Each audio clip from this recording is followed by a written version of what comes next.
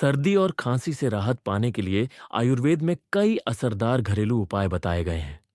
सबसे पहले अदरक और तुलसी की चाय।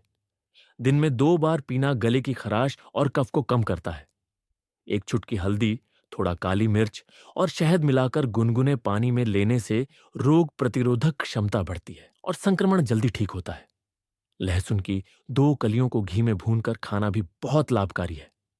इसके अलावा भाप लेना, गुनगुने पानी से गरारे करना और नाक में सरसों के तेल की 2 बूंद डालना भी बंद नाक और सर्दी के लिए उपयोगी है।